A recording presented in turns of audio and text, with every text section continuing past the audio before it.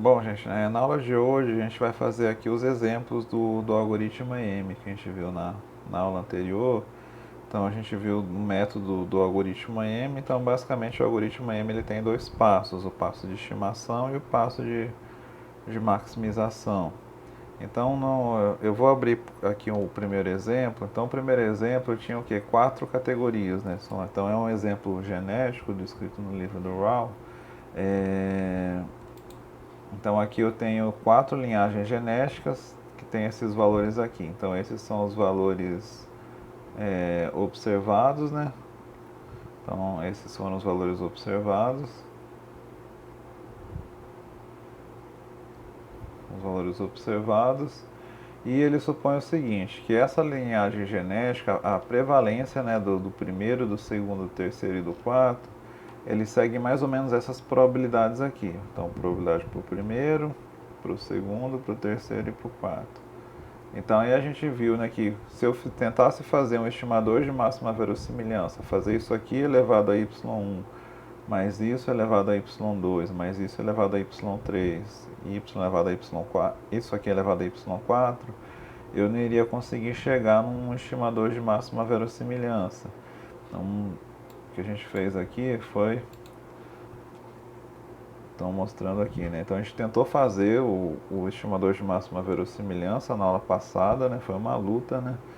E aí a gente não conseguiu chegar. Então a gente teve que propor uma ideia, que pegar aquele primeiro y1 e fazer igual ao y1, que é o 125, chamar de x1 e x2. Então, onde o x1 é a parte que vem do 1 sobre 2 e o x2 é a parte que vem do 1 sobre 4.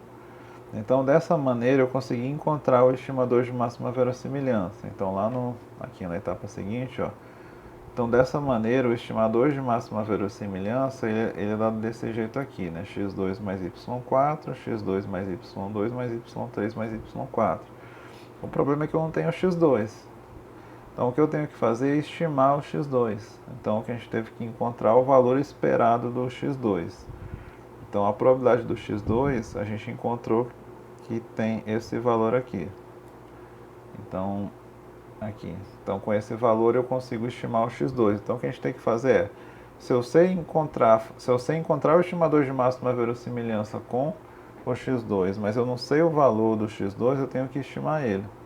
Então, o que a gente faz é o algoritmo EM. Eu dou um chute inicial, um θ zero, qualquer valor entre 0 e 1, e vou atualizo o x2. Então a gente viu na aula passada que o x2 vai ser o y1 vezes θ0 sobre 2 mais o θ0. E aí eu maximizo. E aí encontro o θ chapéu, né? Vai ser o x2 aqui, né? Mais o y4 mais essa soma aqui. E aí eu volto lá, né? Então eu repito esse programa aqui várias vezes. Eu vou fazer isso aqui várias vezes até a diferença dos θs for pequena. Então, se a diferença de dois θs consecutivos for bem pequenininha, eu posso parar, ele já otimizou, encontrou o θ ótimo. Então, é isso que a gente vai fazer aqui no R, né? Então, deixa eu mostrar aqui eu vou abrir aqui o R para vocês. Então, vamos aqui deixa eu entrar aqui no R. Então, o que a gente vai fazer vai ser esse exercício aqui. Então, dou um chute inicial θ0, vou atualizar o x2 é y1 vezes o θ sobre 2 mais θ, e depois eu vou atualizar o θ. O θ que era θ0 vai virar θ1, então vai ser x2 mais y4, x2 mais y4 mais y2 mais y3. E aí com esse x2, com esse θ novo, eu atualizo o x2. Com esse θ novo eu atualizo o x2, com esse x2 novo eu atualizo o θ e assim vai, até a diferença for pequena. Então, como é que a gente vai fazer isso aqui no R? Então, vou abrir aqui o R. Então, vou fazer o exemplo aqui do algoritmo EM. Vou botar bem no meio aqui, senão essa parte aqui atrapalha. Então, aqui o exemplo 1. Exemplo 1 do algoritmo EM no R. Bom, então qual é o meu vetor y? O meu vetor y vai ser... Então, vou pegar aqui o exemplo do livro do Rao. 125, 18, 20 e 34. Então vou repetir esses valores aqui. 125, 18, 20, 34. Então esse aqui vai ser o y. Agora eu vou atualizar, vou dar um chute inicial para os parâmetros. Dá um chute inicial para o θ. Então eu vou colocar aqui θ, em vez de declarar um vetor de dimensão b, por exemplo, eu não sei onde vai acabar esse θ. Então eu não posso declarar isso aqui um vetor de dimensão 50, porque pode ser que com menos de 50 ele atinja a convergência. Então quando eu quero declarar um vetor, mas eu não sei qual é a dimensão dele, porque eu não sei onde que vai acabar isso aqui, né? Eu não sei em que i vai acabar isso aqui, geralmente a gente faz no R declarar como um vetor nulo. Então quando eu não sei a dimensão. Então declaro θ um vetor nulo e vou declarar também o que eu vou atualizar na estimação é o x2. Então vou chamar x2 de um vetor nulo também. Bom, então agora sim eu posso começar, eu vou guardar os resultados, né, dos θ e do x2. Então eu vou colocar aqui o meu chute inicial. Vou colocar θ1, vai ser o meu chute inicial. θ1. Vou chutar aqui 0.2, por exemplo. Então θ1 é igual a 0.2. Então vou executar isso aqui no R. Embora no programa, no script que a gente fez, eu coloquei θ0, né? Mas só que o problema do R é que ele não entende o θ0, ele não guarda a posição 0 do vetor. Então, até que ele fez, mas ele vai dar erro aqui na hora de eu fazer os outros valores, né? Então, geralmente, o ideal é começar com o θ1, começar o chute inicial com o θ1. Então, fiz o θ1, agora eu vou chamar aqui, vou dar um valor para o x2 na primeira vez. Do x2. Então, o x2 ele é igual a quê? Então, o x2, vamos ver aqui o resultado que a gente tinha encontrado. Ó, o x2 vai ser o quê? Ó? y1 vezes θ0, 2 mais θ0. Então, vai ser igual a y1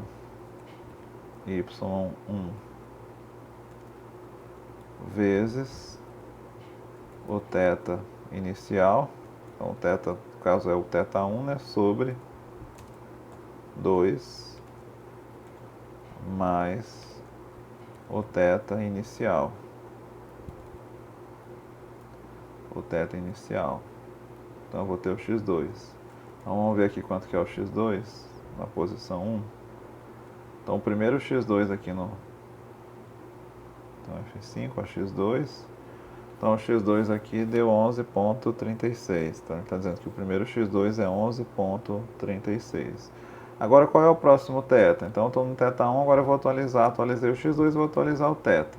Então era θ1, agora eu vou chamar o próximo de θ2. Então o θ2, o que ele vai ser? Ó, o θ2, ó, o θ no passo seguinte vai ser o x2 mais y4, x2 mais y2 mais y3 mais y4. Então vai ser o x2, o que eu tenho até o momento, né? Vai ser o x2, 1, o x2, 1, mais o y4.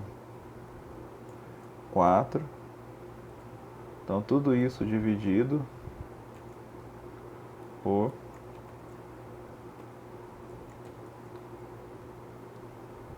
vamos ver o que estava lá. Ó, x2 mais y2 mais y3 mais y4, né? Então vai ser o x2. Então vai ser o x2 na posição anterior mais y2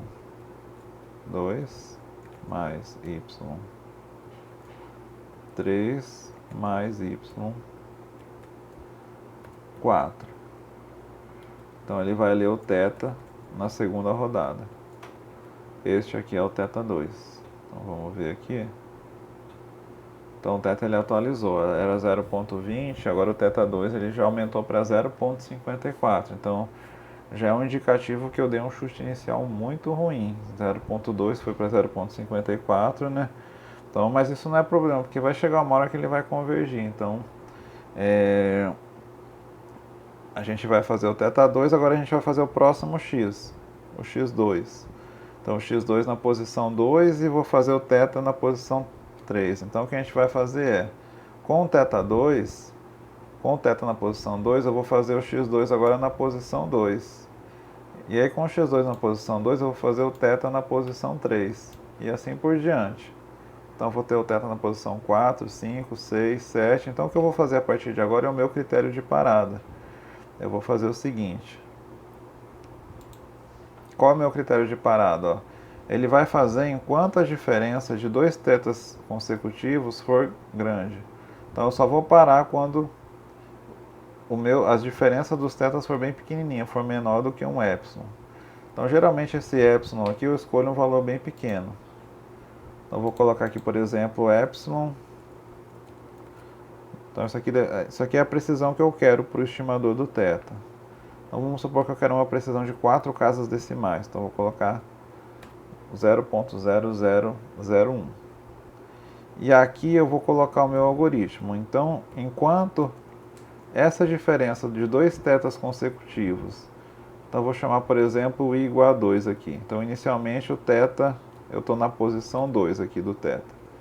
Então, enquanto a diferença do θi, menos o θ i menos 1 for maior do que um epsilon, eu vou ficar fazendo o quê?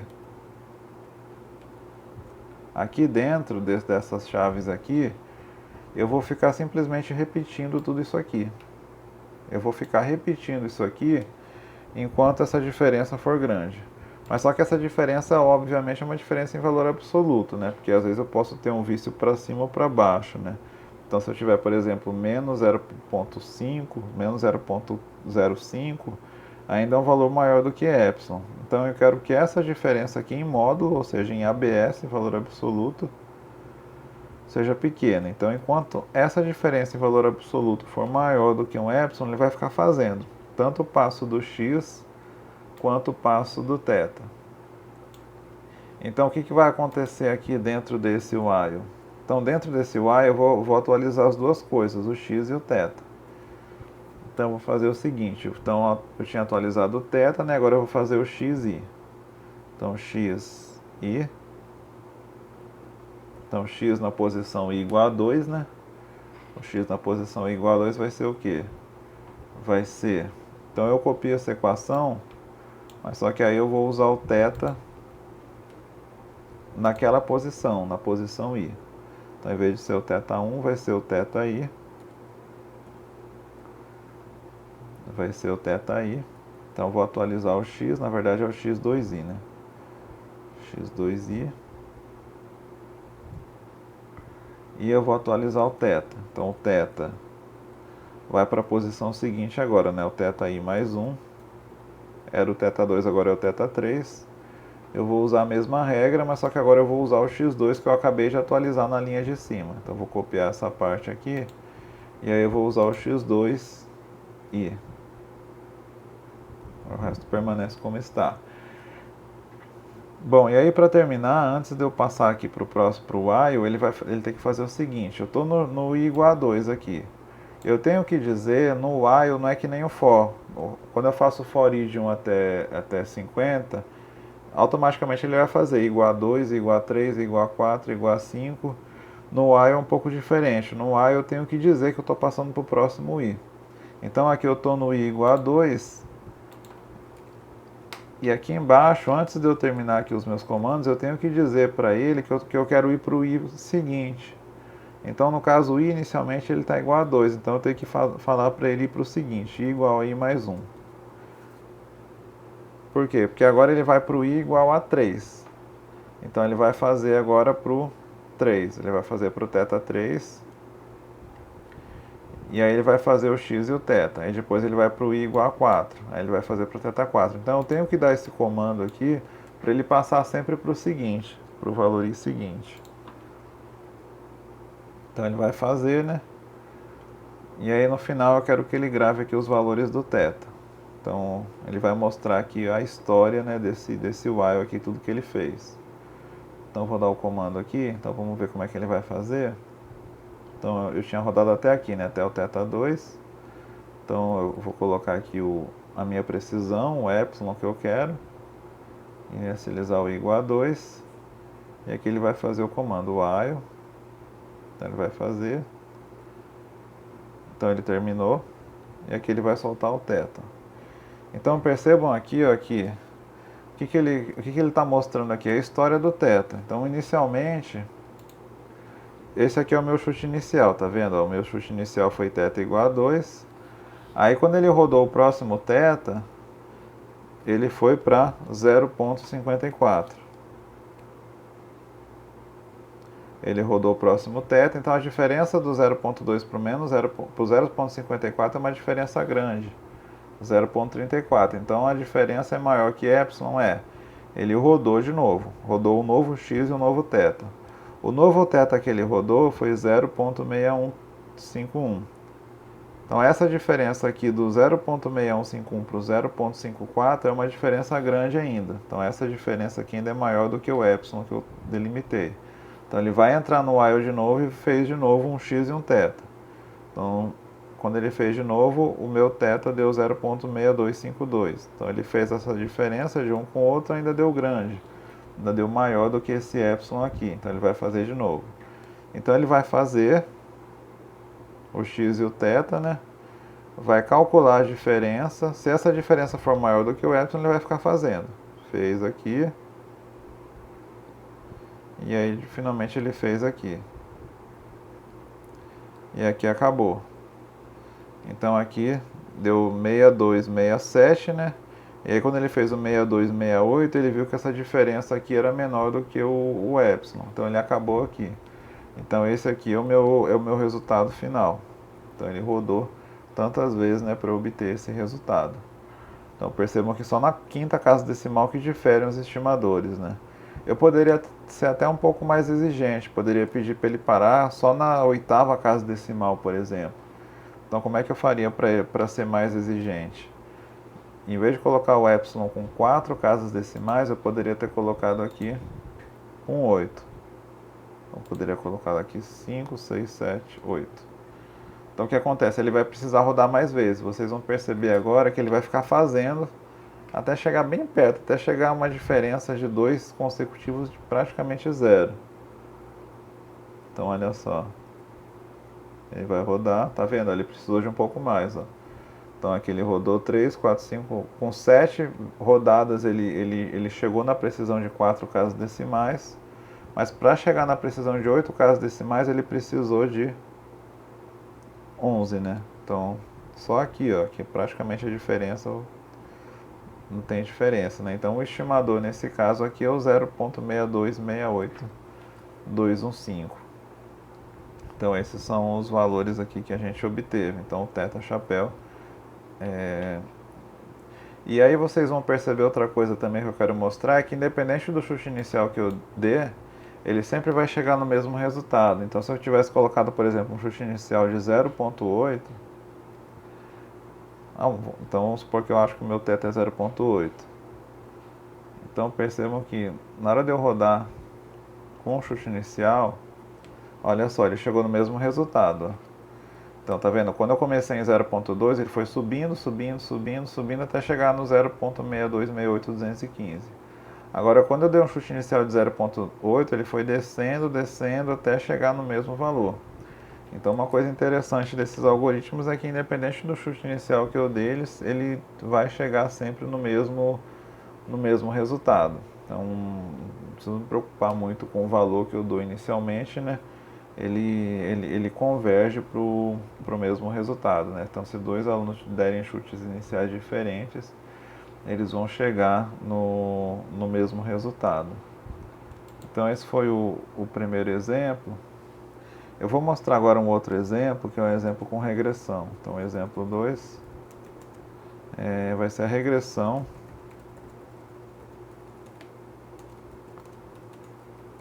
com dados faltantes. Então eu vou pegar aqui para vocês um arquivo aqui que tem a regressão com dados faltantes. Bom, então eu encontrei aqui um exemplo, ó. Então tem um vetor aqui com 3, 4, 5, 6, 7, são 8 observações. Então tem o y, x1, x2. Então no caso a nossa regressão aqui, ela vai ser como? Ela vai ser y é igual a um alfa mais beta 1 x1 mais beta 2 x2 mais um erro. Bom, na aula do Jackknife eu mostrei mais ou menos para vocês como é que eu calculo a regressão, né, quando eu tenho os dados completos. Então, no caso, eu vou fazer o LM, o ajuste, né? O ajuste é igual ao LM do Y tio x1 mais x2. Então, esse aqui é o comando para fazer essa regressão aqui. E aí, para chamar os alfas e os betas, vão ser os coeficientes.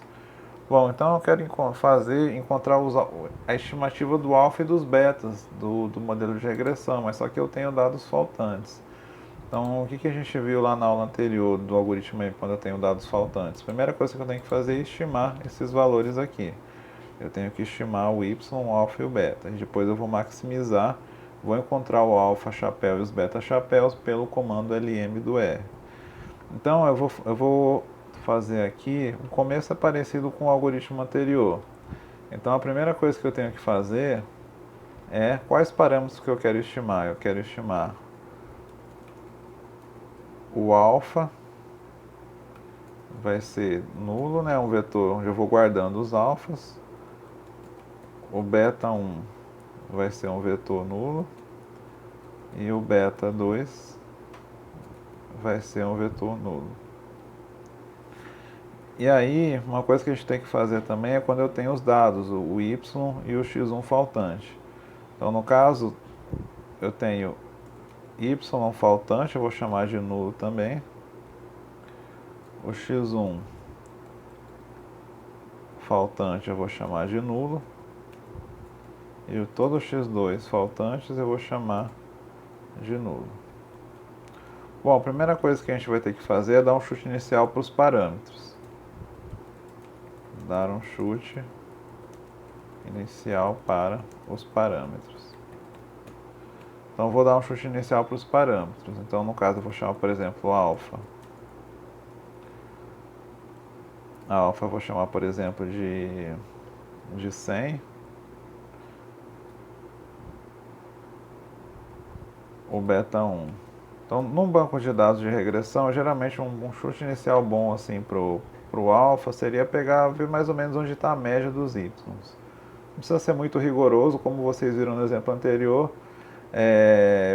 Posso dar um chute inicial bem longe e acabar acertando, né? Mas assim, como a gente sabe que o intercept é mais ou menos onde está a média dos dados, então seria interessante colocar mais ou menos um valor, olhar mais ou menos qual é a magnitude dos dados, né? Então vai ser 100, eu vou chamar o beta 1, posso chamar de 0, inicialmente supondo que não tem nenhum efeito, e o beta 2 de 0. Então é só um chute inicial aqui. Se vocês colocassem menos 5, mais 5, provavelmente não, a gente no final do algoritmo a gente vai chegar no mesmo resultado. Bom, então esse é o chute inicial, e esse é o chute inicial da posição 1, né? Então alfa da posição 1, né? Beta 1 da posição 1 e o beta 2 da posição 1. Então essa posição 1 eu estou dizendo que é a posição do meu chute inicial. Agora eu vou fazer o seguinte, agora eu vou fazer para a parte, vou estimar o y, o x1 e o x2. Então eu vou estimar o y, x1 e x2 baseado no chute inicial. Bom, eu vou voltar aqui para a aula passada. Então, um exemplo que a gente tinha feito na aula passada, tá aqui. Como é que eu faço para estimar o y, o x1 e o x2? Então, o algoritmo, primeiro passo, tudo bem, demos o chute inicial. E a gente tinha feito as contas, né? Como é que eu estimo o y. Então, o y, como é que eu estimo ele? Se o y é faltante, o modelo de regressão naturalmente vai ser o beta 0 mais beta 1 x1 mais beta 2 x2. Eu estimo ele dessa maneira, né, considerando os valores iniciais. E aí a gente tinha feito a conta para estimar o x1, né? Então o x1 vai ser o y menos beta 0 menos beta 2 x2 sobre o beta 1, onde esses betas aqui são os valores iniciais. Então só uma coisa que eu fiz diferente lá no programa do que aqui o que eu escrevi, o alfa, né, é o beta 0, então entenda como sendo a mesma coisa. E aí eu vou atualizar o x2 dessa maneira, eu vou utilizar essas equações aqui para atualizar o x1 e o x2. Bom, mas uma coisa que a gente tem que fazer, eu não sei qual, vamos supor que eu não sei quais são as posições que está o faltante, né? Então, nesse exemplo específico, o faltante está no y2, né? No x3, no x7, no x13, no x17, no x25 e no x28. Se eu mudo o banco de dados, pode ser que as posições dos faltantes sejam diferentes. O que eu vou fazer aqui com vocês é, eu vou mandar ele varrer todos os y, o x1 e o x2, e aí eu vou ficar perguntando se o dado é faltante ou não. Se for faltante, ele vai atualizar. Ele vai atualizar na posição. Eu vou fazer o seguinte, então eu vou chamar o y faltante, ao invés de chamar de nulo, eu vou chamar de y. O x1 faltante eu vou chamar de x1 e o x2 faltante eu vou chamar de x2. Eu vou fazer o seguinte, eu estou criando tipo um espelho do meu banco de dados. Eu estou criando, ó, então eu tenho meus dados verdadeiros, y, x1 e x2. Esse é o meu banco de dados verdadeiro. Eu vou criar um espelho dele aqui. O y faltante, o x1 faltante e o x2 faltante. Então, nesse espelho aqui, eu vou fazer o seguinte. Eu vou substituir os faltantes pelos estimadores. Então, se esse aqui é faltante, eu vou substituir por aquela equação, alfa mais beta 1x1 mais beta 2x2. No x1, a mesma coisa. Então, eu tenho lá dois faltantes, ele vai procurar. Onde tiver faltante, ele vai substituir. E o x2 a mesma coisa. Então, onde tiver faltante, ele vai substituir pelos estimadores baseado nos betas do chute inicial. Então, o que acontece aqui? Esse meu espelho aqui, eu estou preenchendo os faltantes, isso aqui vai ficar completo. Eu tenho a matriz de dados completa desse jeito. E, se eu tenho a matriz de dados completa, eu vou poder atualizar, eu vou poder calcular o ajuste, fazer o ajuste do modelo de regressão. Então, como é que eu vou fazer isso? Então, vou voltar aqui para o script.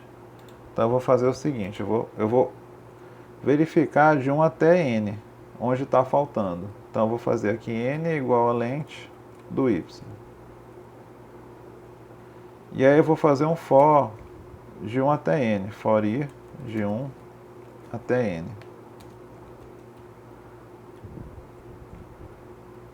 Então, o que eu vou fazer agora é completar os meus dados faltantes.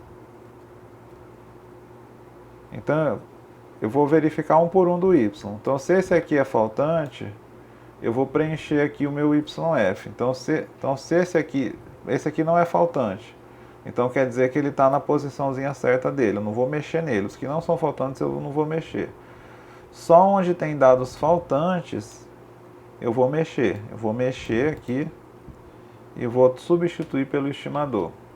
Então, o que eu vou fazer aqui é, eu vou perguntar se o y i é igual a n. Então, como é que eu chamo o n aqui no R? Eu coloco entre aspas. Quando não é número, tem que colocar entre aspas, n. Então, se o y é igual a n, então o meu y faltante naquela casinha lá, ou seja, o y faltante na posição i, vai receber o meu valor estimado. Vai ser o alfa. Então, vai ser o alfa do chute inicial, ou seja, vai ser o alfa 1, mais o beta 1 do chute inicial, vezes o x1 daquele indivíduo. Então, vai ser o x1i, mais beta 2 do chute inicial, vezes x2i.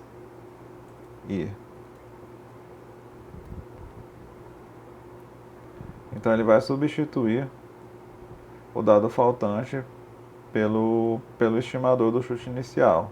Então quando eu dou esse comando aqui, ele vai ver um por um aqui nos y, onde é faltante ele vai substituir. Então aí eu completei os y. Agora eu vou completar o x1. Como é que eu completo o x1? Eu faço a mesma pergunta. Então em vez de varrer aqui, fazer um if no y, eu vou fazer o if no x1. Então se o x1 do indivíduo i for igual a n a n, então o que vai acontecer? Então se eu olhar o x1 aqui, um deles for n a n, o x do faltante, né? Então esse vetor aqui do x1 faltante eu vou substituir pelo valor estimado. Então o x faltante na posição i vai ser igual a... Então como é que é o x1? O x faltante 1, né? Então vai ser o x1f, né? O x1f na posição i, ele vai ser igual... Vamos ver como é que tinha dado lá na aula passada. O x1i, ó, vai ser essa equação aqui, ó. Então vai ser o y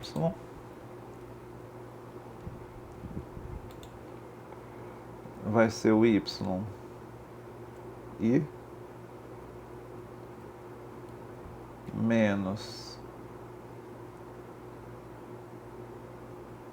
alfa do chute inicial, né? Menos o beta 2 do chute inicial vezes o x2 da posição i, tudo isso dividido pelo beta 1, né? Então, tudo isso dividido pelo beta 1 do chute inicial. Então ele vai varrer todos os x1s e vai substituir aqui na matriz dos faltantes o x1 pelo valor estimado. E aí eu vou fazer a mesma coisa para o x2. Então se o x2i é igual a n a n, ele vai varrer agora o vetor do x2, n a n. Então eu vou ter o x2 faltante na posição i. Vai ser bem parecido, né? Então tudo que era... Então no caso do x2i faltante vai ser o que? Vai ser yi menos alfa do chute inicial menos o beta 1 do chute inicial vezes o x1 e tudo isso dividido agora pelo beta 2 do chute inicial, dividido pelo beta 2 do chute inicial. Tá aqui. Então o que eu fiz aqui? Eu completei a minha matriz, o y, o x1 e o x2. Eu vou até mostrar para vocês, ó, como é que fica o y, o x1 e o x2. Então vou rodar aqui o exemplo todo desde o começo. Ainda não tinha rodado, né? Então vou rodar aqui o exemplo todo, né? Então vou ler a matriz, ó, y, x1, x2. Então inicializar os alfas e os betas. Aqui, nessa linha aqui eu estou criando o espelho. O xf e o yf, né? O x1f, x2f e o yf é o espelho, onde eu vou ficar atualizando os x. Dei o chute inicial para o alfa e para os betas.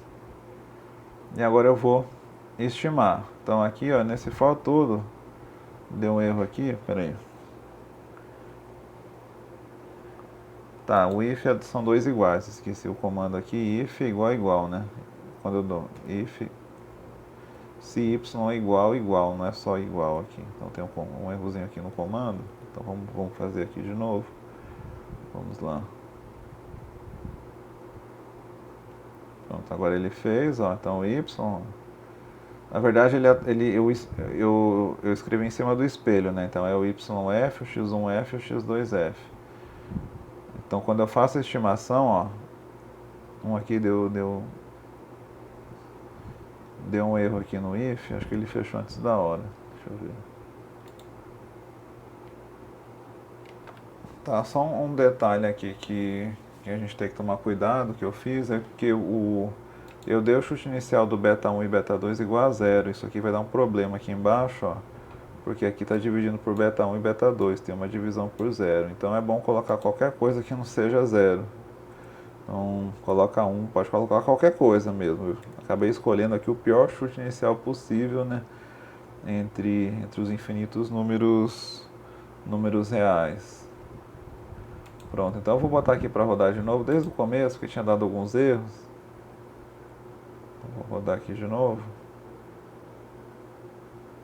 Vou colocar aqui N, deixa eu ver se ele rodou o N corretamente. Acho que estava dando um problema aqui no N. Pronto, N igual a 8. Agora sim, agora ele vai estimar.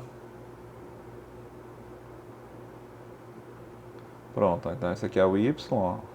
Então ele preencheu o Y, o X1 e o X2.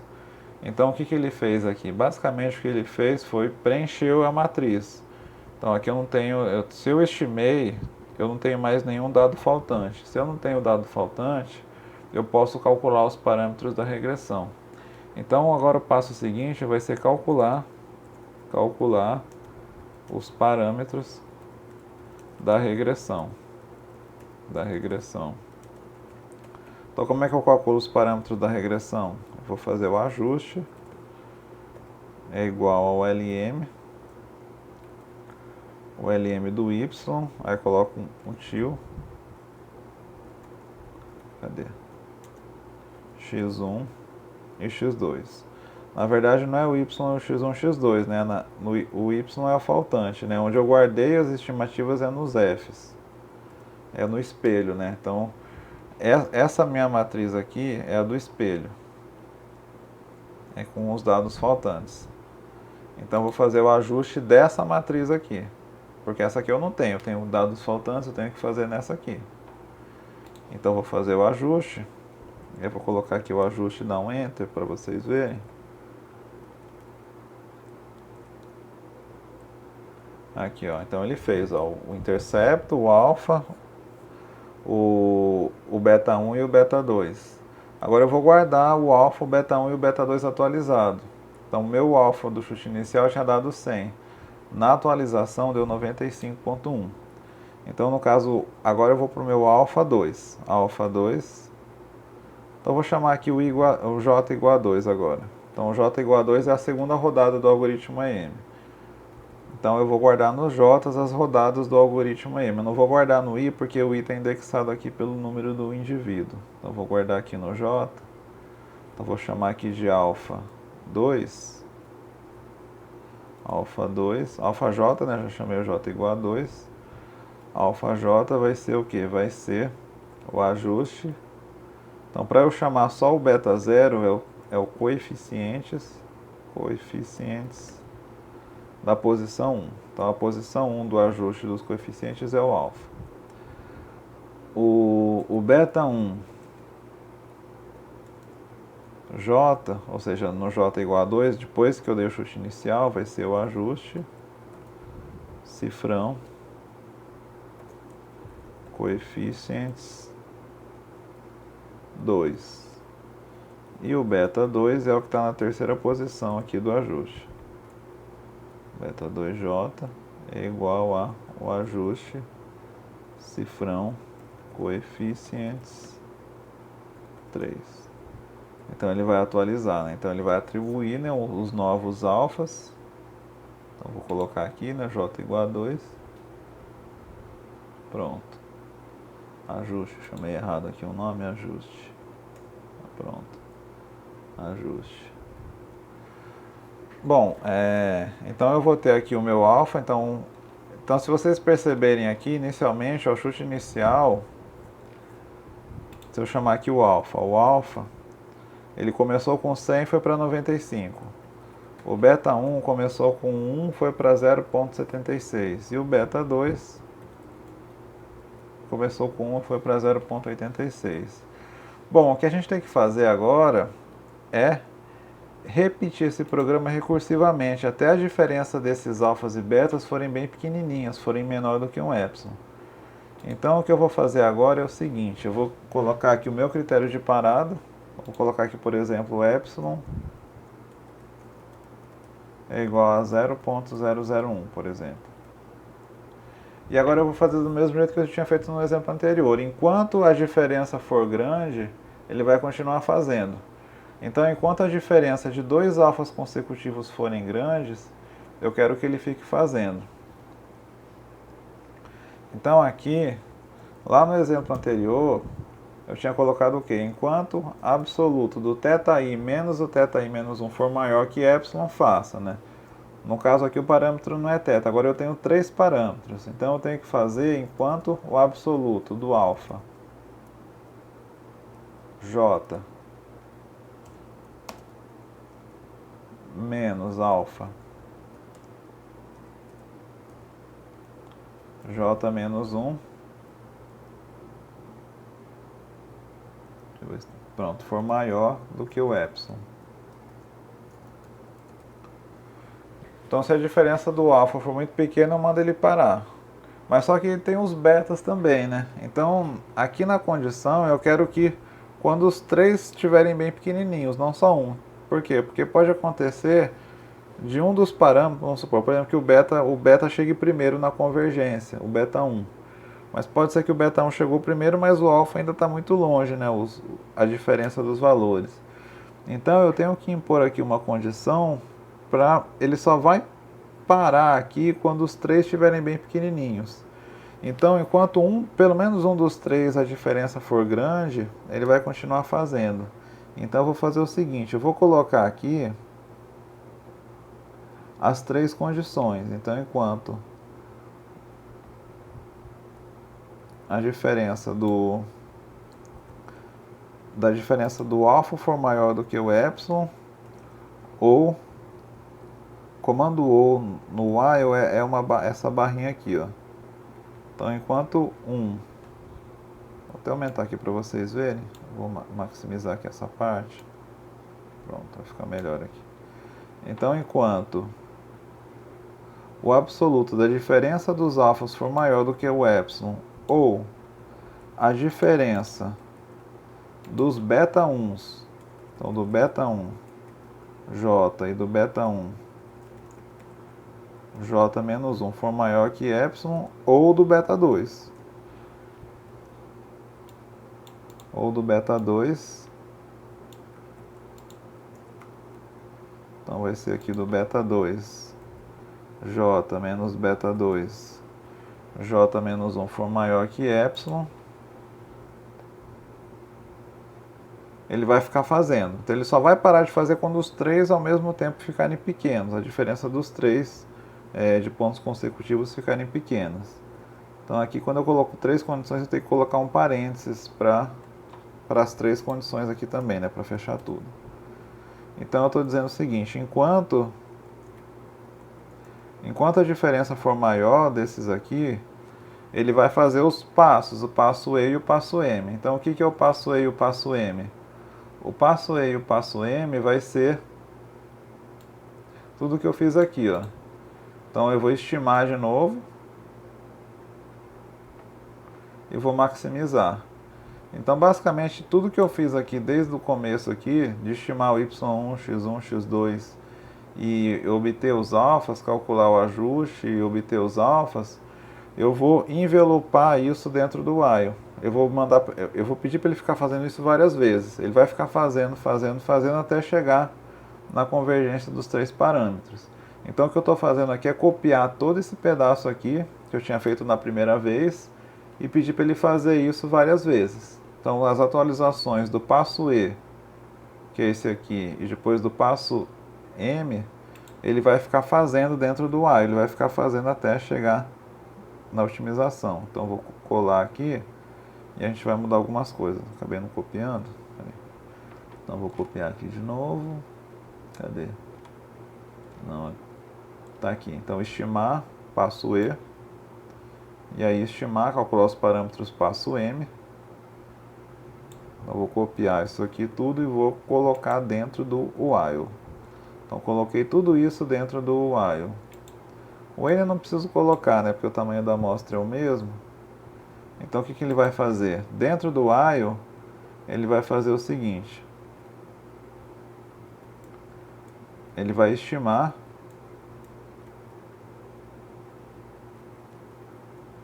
só vou organizar um pouquinho aqui os comandos, só para vocês entenderem que ele está dentro do while. Tudo isso aqui está dentro do while. Ajuste, mandar imprimir na tela ajuste não precisa de novo. Essa parte aqui também não, eu vou mudar um pouco.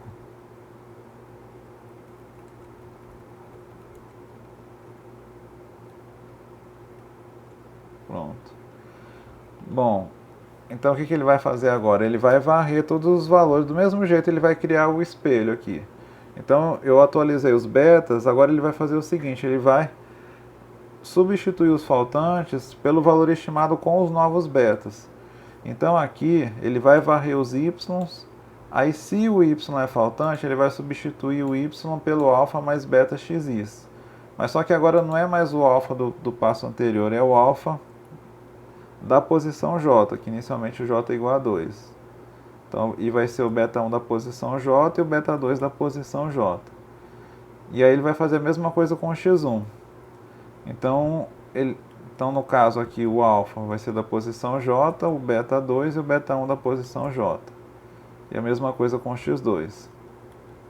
Então, o que eu estou fazendo aqui? Eu estou preenchendo aquela matriz de faltantes, aquele espelho, com o y, x1 e x2 dos novos betas, dos betas já atualizados. Então, ele atualizou o x1, o y, x1, x2, e agora ele vai estimar, maximizar. Eu vou apagar essa parte aqui que é só imprimir.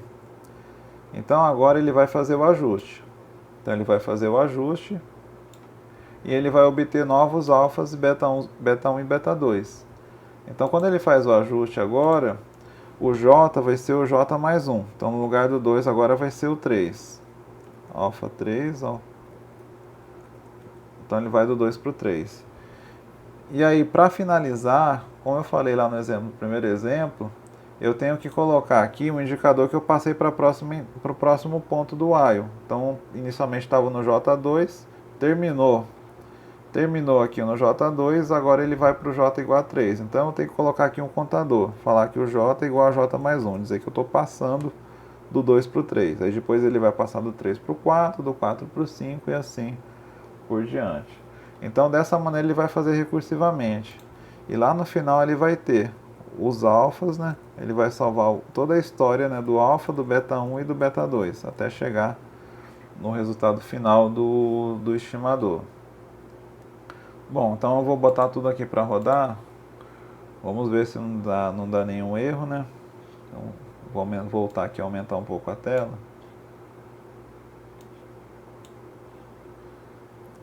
Aqui, então vou voltar aqui para o executável. Fez o while. Então ele está fazendo aqui.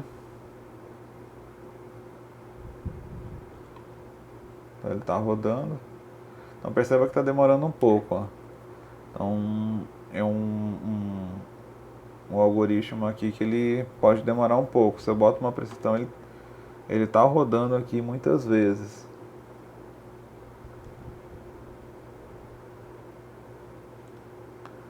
Então ele está rodando aqui. Eu vou dar um pause aqui para aí quando terminar aqui eu volto. Pronto, então aqui ele terminou, ó. Então encontrou aqui o alfa. Deixa eu digitar aqui o alfa. Alfa. Então perceba que ele rodou muitas vezes agora. Agora deu. Como é um modelo um pouco mais complexo, tem mais parâmetros. Para os três pararem ao mesmo tempo, ele teve que entrar no while 780 vezes. Então ele entrou muitas vezes aqui para encontrar, né, os valores.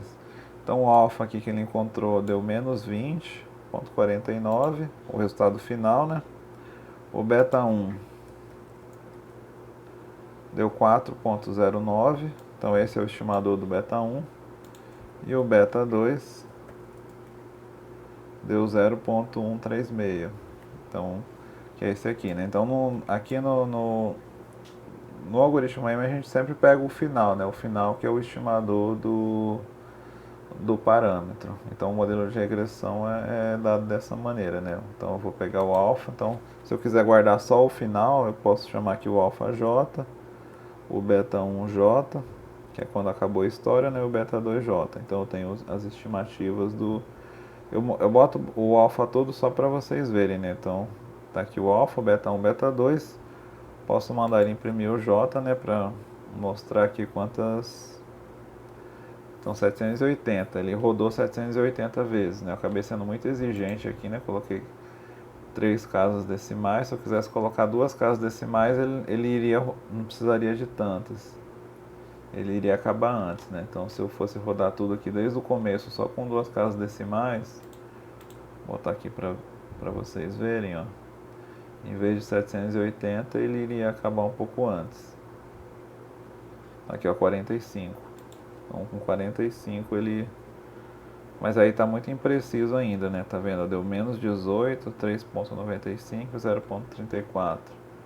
Então é bom colocar com mais casas decimais. Pelo menos 3 casas decimais. Então esse é o exemplo do algoritmo M, né? Assim, é bem complexo, né? Assim, o desafio do algoritmo M é que cada exemplo, né, é uma metodologia diferente, né? Não é que nem o Bootstrap e o Jackknife que, assim, basicamente o programa é muito parecido. Tanto as contas quanto a programação de um exemplo para outro é muito parecido. 90% da programação é parecida. No algoritmo M não, né? Muita coisa muda no programa, né? Você pega um exemplo para outro. Se eu fosse fazer um exemplo para calcular a correlação ou para calcular outro tipo de parâmetro, né? O método é diferente, muda bastante coisa. Então no algoritmo AM assim ele é bem complexo, tanto a parte da programação quanto a parte da conta mesmo, você fazer a conta e chegar no resultado. Mas aí vocês podem adaptar isso aqui para exemplos iguais, né? Se vocês tiverem outro banco de dados com y, x1 e x2, aí é só vocês copiarem e colarem aqui do mesmo jeito que vocês encontrariam os estimadores. Bom, então eu vou encerrar a aula por aqui. Aí não passei aqui nenhum exemplo do algoritmo M. Se for passar, vai ser algo muito parecido com o que está aqui no programa, né? Que vocês não vão precisar mexer tanto no script. Então é isso.